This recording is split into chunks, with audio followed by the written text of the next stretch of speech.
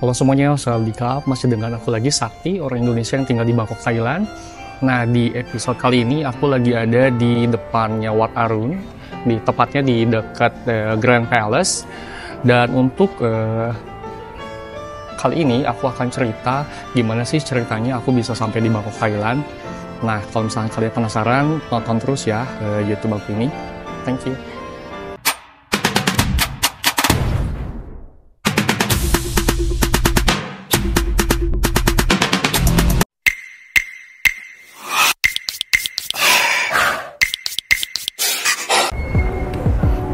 Nah, jadi dulu tahun 2014 itu aku masih kerja di Jakarta. Tepatnya aku kerja di perusahaan UK, British Company, yang bergerak di bidang event organizer. Dan kebetulan kita bekerja sama dengan Kementerian Pekerjaan Umum, yang dimana tugasnya itu kita membantu menyediakan acara internasional yang berkaitan dengan konstruksi yang diadakan di Jakarta di JCC ya. Nah, ketika saat itu tahun 2014 aku cukup jenuh dengan kerjaan aku, dengan kehidupan aku di Jakarta. Lalu tidak sengaja satu malam aku coba apply di banyak perusahaan di hampir di semua negara. Aku apply aja semua pekerjaan yang menurut aku sangat menarik ya. Dan tiba-tiba seminggu kemudian aku dapat email dari salah satu perusahaan yang biasanya itu di Philippines. Dia itu bergerak di bidang telecommunication, bergerak di bidang video conferencing. Lalu aku coba interview dan kemudian alhamdulillah aku dapat kerjaannya, dan perusahaannya itu adalah Polycom. Headquarternya itu di Singapura, namun kebetulan untuk aku ditempatkan di kantor yang di Filipina, mungkin karena biayanya lebih murah ya. Nah, aku kerja di Filipina dari tahun 2014 sampai dengan tahun 2018. Kebetulan aku punya temen orang Vietnam, dia itu kerja di kantor yang sama, namun ketika tahun 2012 dia memutuskan untuk pindah ke Bangkok, Thailand. Nah, dia sebetulnya coba untuk ngajak aku buat pindah ke Bangkok tahun 2012, namun aku bilang ke dia bahwa aku masih betah untuk tinggal di Filipina. Karena kebetulan kan orang-orangnya bisa berbahasa Inggris secara fasih ya, dan aku masih muda, dan kebetulan saat itu Filipina sangatlah asik, enjoy, banyak restoran, banyak tempat hangout, banyak cafe, international environment pokoknya. Nah, namun ketika tahun 2017 tepatnya, harga kondo itu naik, dan harga pajak dan biaya pajak penghasilan di Manila itu meningkat dari yang tadinya itu 30% menjadi sekitar 36-37%. Dan kebetulan pada saat tahun 2017 banyak sekali perusahaan dari China dan banyak sekali orang China yang pindah ke Manila, Filipina, yang menyebabkan harga biaya sewa kondo itu meningkat drastis dari yang tadinya hanya 25.000 peso per bulan menjadi 45.000 peso per bulan, dan itu hampir 2 kali lipat. Kebetulan pada saat itu aku tinggal di Knightsbridge Residence yang berlokasi di Makati Avenue. Nah, pada tahun 2018 aku coba untuk reach out ke teman aku namanya Hai, orang Vietnam, untuk menanyakan apakah masih ada pekerjaan atau lowongan di tempat dia. Dan kebetulan alhamdulillah dia bilang masih ada posisinya, dan posisi saat itu yang tersedia adalah untuk customer experience specialist. Nah, memang sebetulnya waktu di Filipina posisi aku sudah menjadi asisten manager, membawahi 5 orang Filipina ya, 5 orang Pinoy. Dan temanku bilang memang untuk pekerjaan di Thailand itu kita harus downgrade dari segi jabatan, dan dari segi gaji pun jujur downgrade ya, turun drastis. Karena waktu di Filipina gaji itu minimal 100-150.000 pesos per bulan, tergantung dari senioritas kamu di kerjaan ya. Nah, ketika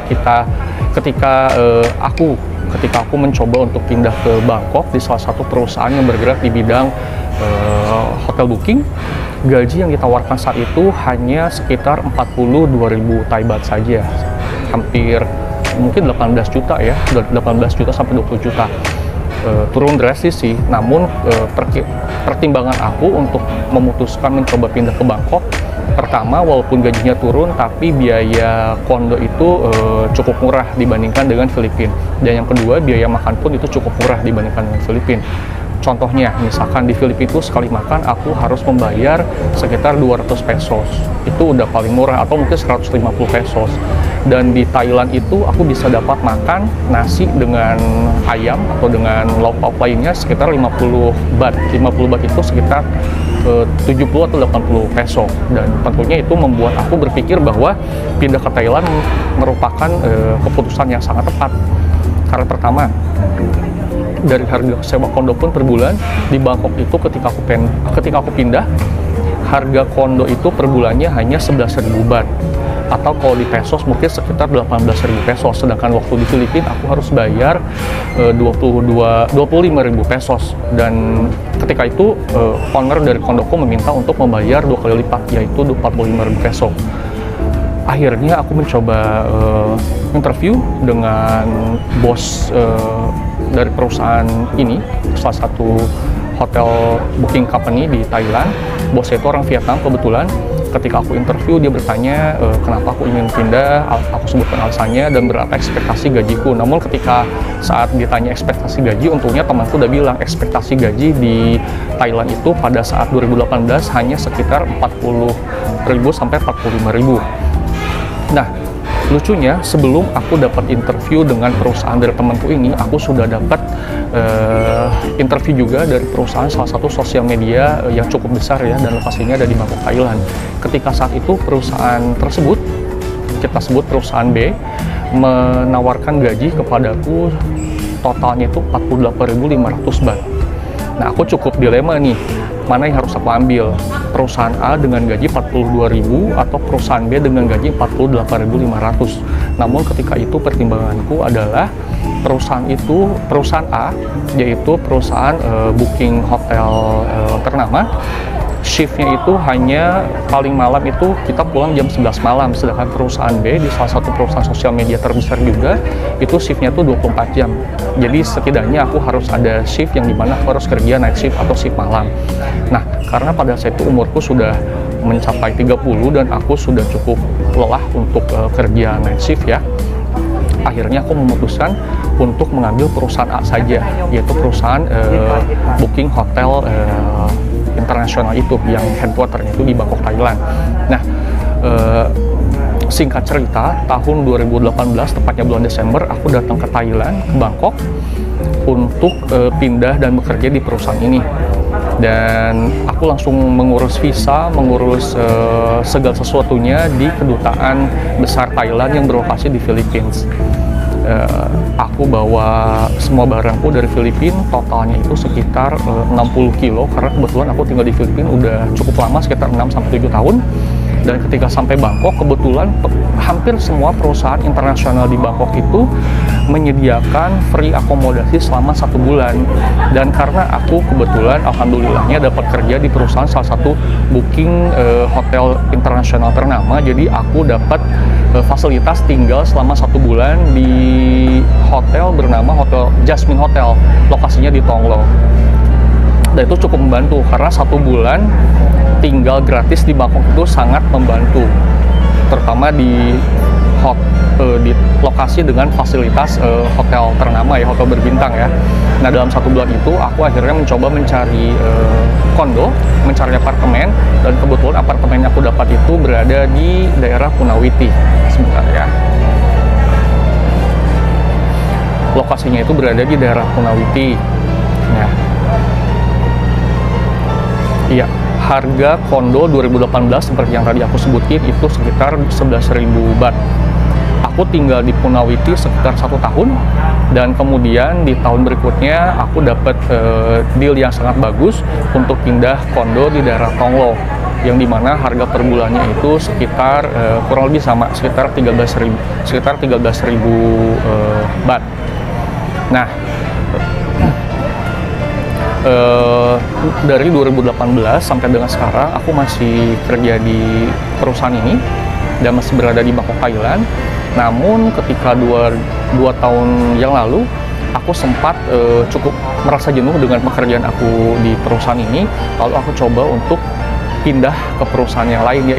Ternyata perusahaan yang aku coba pindah itu merupakan perusahaan B yang dulu di 2018 coba menawarkan gaji kepadaku sekitar 48.000 baht. Nah, ketika aku coba apply, ternyata gaji yang mereka tawarkan kurang lebih tidak jauh beda. Namun setelah negosiasi dan lain-lain, akhirnya kita mencapai persetujuan bahwa mereka bersedia untuk memberikan beberapa fasilitas tambahan karena aku terhitung sebagai orang Indonesia dengan posisi cukup senior di Bangkok, Thailand. Nah, jadi untuk teman-teman semuanya yang ingin kerja di Bangkok, Thailand, untuk pemula mungkin jika kalian mendapatkan penawaran gaji 40.000, kalian boleh ambil karena itu merupakan starting point yang sangat bagus. Namun ketika kalian sudah cukup senior, saya sarankan kalian mencoba negosiasi agar mendapatkan gaji di atas 50.000 baht. Ya. Nah, aku akhirnya pindah ke perusahaan B yang bergerak di bidang sosial media sebagai konten analis, menganalisa konten. Aku di sana bekerja hanya selama mungkin 7 atau 8 bulan karena alhamdulillah bosku di tempat yang lama akhirnya menawarkan aku untuk pindah kembali ke perusahaan hotel booking ternama ini dengan posisi bergerak dengan posisi atau jabatan yang dimana berkaitan dengan keuangan atau finance atau pembayaran. Nah, akhirnya aku balik lagi ke perusahaan booking hotel ini sebagai rehire employee dari tahun 2022 sampai sekarang di tahun 2024. Nah, inti dari cerita ini, aku hanya ingin menyemangati teman-teman Indonesia mungkin yang baru lulus kuliah atau mungkin bagi teman-teman yang sudah berpengalaman dan memiliki keinginan untuk pindah dan bekerja di Bangkok, Thailand. Please kalian coba apply karena pekerjaan di Thailand atau di Bangkok ini untuk orang Indonesia cukup banyak. Aku coba sebutin ya beberapa perusahaan yang biasanya meng-hire orang-orang Indonesia di Bangkok, Thailand. Pertama itu ada Agoda, kedua ada Booking.com, ketiga ada Teledirect atau TDCX, keempat ada Concentrix, kelima ada Accenture, keenam ada Cognizant ya kalau aku nggak salah. Dan semua perusahaan tersebut memang membutuhkan orang Indonesia. Tapi orang Indonesianya itu diharuskan memiliki kemampuan bilingual, yaitu berbicara dengan bahasa Indonesia dan berbahasa Inggris. Nah, untuk starting point gaji biasanya itu dimulai dari 40.000 baht per bulan sampai dengan 50.000 ke atas ya. Namun memang untuk orang Indonesia gajinya masih jarang yang bisa menembus angka 100.000 baht per bulan. Biasanya orang-orang yang mendapatkan gaji 100.000 baht per bulan biasanya orang-orang Korea atau orang-orang Jepang karena memang wajar ya, karena memang biaya hidup mereka pun atau UMR di negara mereka pun sudah cukup tinggi dibandingkan Indonesia ataupun Vietnam dan Filipina. Nah, di tahun 2024 ini aku lihat di beberapa website penyedia lowongan pekerjaan seperti LinkedIn, Jobstreet, mereka masih cukup gencar mengiklankan pekerjaan untuk orang Indonesia. Nah, maka dari itu teman-teman, jika kalian ingin apply pekerjaan di Bangkok, Thailand, aku sarankan kalian coba standby sekitar bulan Februari atau bulan Maret, karena biasanya bulan Februari itu banyak yang resign karena bulan bonusan ya. Setelah mereka mendapat bonus, biasanya mereka coba resign dan pindah mungkin ke perusahaan lain atau pindah ke negara lain. Nah, di sini aku menekankan buat teman-teman yang ingin pindah dan bekerja di Thailand, pertama kalian harus memiliki gelar sarjana atau S1 karena itu ketentuan dari imigrasi Thailand. Yang kedua, biasanya kalian harus memiliki pengalaman minimal 5 tahun. Minimal 5 tahun atau minimal 3 tahun pengalaman dengan bidang yang relate atau berkaitan dengan pekerjaan yang kalian apply. Nah, waktu dulu saya kebetulan ketika bekerja di perusahaan booking hotel internasional tersebut, aku belum pernah kerja di hotel, tidak memiliki background atau pengalaman pernah kuliah perhotelan. Namun pada saat itu karena aku memiliki pengalaman lebih dari 5 tahun di bidang hospitality, atau mungkin di bidang customer relation, maka dari itu aku dapat pekerjaan ini. Namun ketika aku bekerja di kantor tersebut, hampir 85 atau 90% itu merupakan orang-orang Indonesia memiliki background perhotelan, antara mereka pernah kerja di hotel atau mereka pernah kuliah perhotelan dulunya. Namun buat teman-teman yang ingin mengikuti jejakku, ingin bekerja di perusahaan booking hotel internasional ini, yang dimana kalian tidak memiliki background hotel, kalian tidak memiliki riwayat pekerjaan, mungkin pernah bekerja di hotel, jangan berkecil hati selama kalian pernah memiliki pekerjaan yang berkaitan dengan hospitality atau dengan customer relation atau customer service, kalian bisa mencoba. Oke. Nah, mungkin saat ini aku sebelum aku akhiri video ini, aku ingin menceritakan aku sekarang lagi ada di Wat Arun. Kebetulan Wat Arun ini berlokasi di dekat Grand Palace dan aku lagi ada di pavilion yang baru saja dibangun. Nah, tepatnya di sebelah sana ada Wat Arun, bagus banget kan? Dan di pavilion ini banyak sekali orang-orang yang datang untuk mengambil foto atau mengambil video. Dan kebanyakan dari tadi aku lihat banyak orang yang menyewa baju Thailand untuk foto di depan Wat Arun ini. Nah, aku coba liatin sebentar ya, sekitar situasi sekitar dari pavilion ini.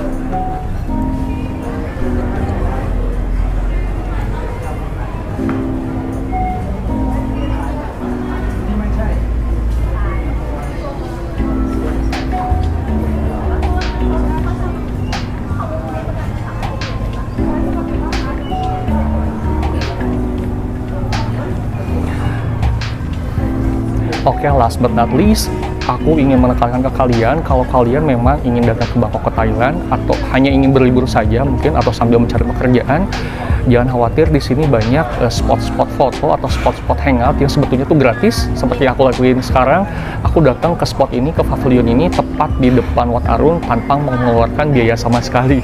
Nah, buat kalian yang ingin datang ke Bangkok Thailand mungkin dengan budget yang minim atau ingin tinggal di Thailand berlibur cukup lama ya, mungkin sebulan atau 2 bulan, kalian boleh deh coba datang ke tempat-tempat spot foto atau spot hangout yang mungkin tidak memerlukan biaya yang banyak ya.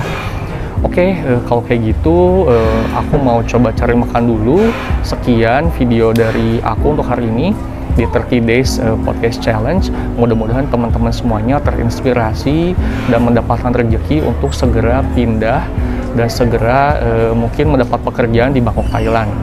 Oke, nah untuk video berikutnya, video kedepannya mungkin nanti aku akan coba memberikan informasi untuk teman-teman mungkin sudah dapat pekerjaan dan ingin mencari kondo atau mencari tempat tinggal di Bangkok, Thailand. Nanti aku akan kasih beberapa tips and tricks untuk mencari kondo atau tempat tinggal di Bangkok, Thailand ini.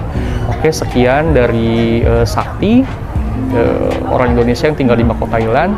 Sawadee krap, terima kasih semuanya, bye-bye.